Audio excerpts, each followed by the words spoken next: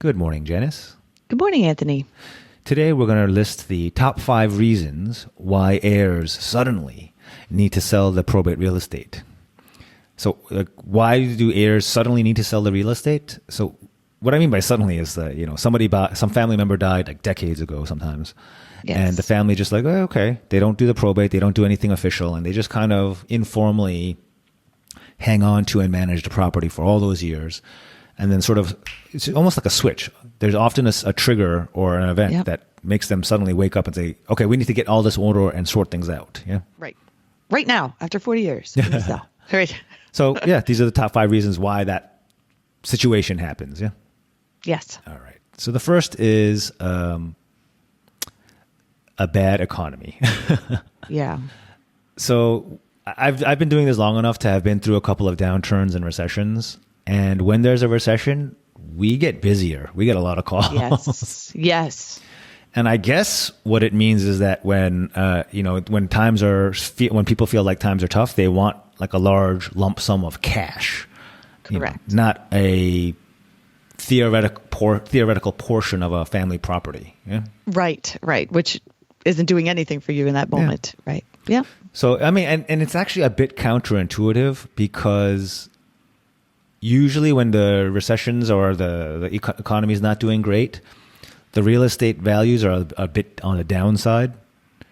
So they're selling low. Does that make sense? They are. But they need their money, so.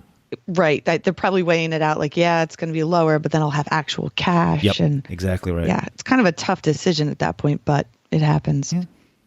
Okay. The second reason why folks, after many years, suddenly need to sell the probate real estate is because time has passed and folks have died. Yeah. Nobody beats Father Time, and it's just getting more complicated.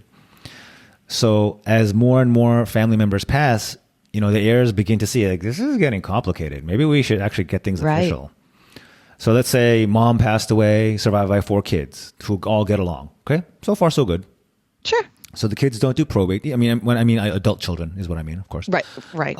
So they agree amongst themselves. Okay, Alice will be in charge of keeping, the house fairly up to date, and Bob will collect the rent from a tenant, and Charlie will make sure that the rent is divided. We'll have our roles. Yep. We'll all get along. Cool. Absolutely. But then Alice passes away, so nobody's keeping track of or kind of slips through the crack who's in charge of upkeep. Right. And then maybe Bob passes away. And he was the one in charge of making sure there was a tenant. But his kid's like, you know what? We'll be the tenants. That's good, right? We'll move in. Right. We're just going to move in. Yeah. So now you have... Yeah, right. So now you have aunts and uncles and nieces and nephews who, they didn't all agree to everything, right? There's tension. Yes. And I know everyone thinks, oh, my family's not like that. Well, we see this all the time, so... Yeah, throw money into the mix and, So this is just one example, but once the original heirs start dropping off, and you start getting involved with folks who are not part of the original arrangement, problems can snowball pretty quickly. At least that's what we've seen. Yeah. Yep. So that's what triggers folks to, hey, let's get this thing sold and let's all go our separate ways before something explodes. Before it gets even more complicated. Yep. Okay. The third reason why folks get up and suddenly want to sell, tenant problems. We talk about tenant problems all the time. It's a big one. Yeah. Yes. So, for example, for years after grandma's passing, the tenants, they paid like clockwork. No problem. Great. Oh, cool. The heirs just get this free, quote unquote, free rent money and we don't have to do anything. But then for whatever reason, the tenants suddenly stop paying. Oh. Happens all the time. Oh, my goodness. I tell folks about how often heirs stop paying because it's an estate. And people don't believe me. They think, oh, people are good at heart. I'm like, people are good, but people are also opportunistic, I would guess you would say. Yes. It's much easier to stay there when who's enforcing it. Yep. Yeah. And so the heirs will quickly find they can't begin an eviction or anything until there's somebody legally appointed, until there's an executor or someone similar legally appointed to have the legal rights of the estate. So that's why things get started. Yes. And on the flip side, sometimes that's why the tenants stop paying. Sometimes they realize, hey, if we stop paying, they can't do anything. Nobody's in charge. Nothing. Yeah. Nothing. And it could be a year before. Oh, I mean, that's it. sometimes I mean, like, at least, yeah. So. oh, at least. So think about it. That's rent free for a year. Yeah. Oh, the humanity. Anyway. Oh, yeah. Yeah. I couldn't imagine, but it happens all the time. Janice, have you learned a lot about your fellow humans since working with me? Yes. Or did you already know? Yeah. So I'm one of those people that try like the glass is always half full, right? Nice. I try to look for the good. I do. I really do. But sometimes, like when we're talking about tenants, it's astounding to me that tenants is a really tough thing. They just stay and there's no recourse originally. And it's frustrating because they're most of the time they're heirs, right? That's grandma's old house and they're living there for free for a year or 2 or 3. And yeah, I find it, it's like those that don't return the grocery cart when you're at the store and leave it in the, but anyway, I digress. I was about to give an example that a lot of non-New Yorkers wouldn't give. Like, no, not just the grocery cart, but the building cart in the elevator. But anyway. Still, put it back where you got it from. Exactly. Right. That's so I'm a little skewed now. I know. Sorry about that. I've tainted That's you. okay. I know. That's okay.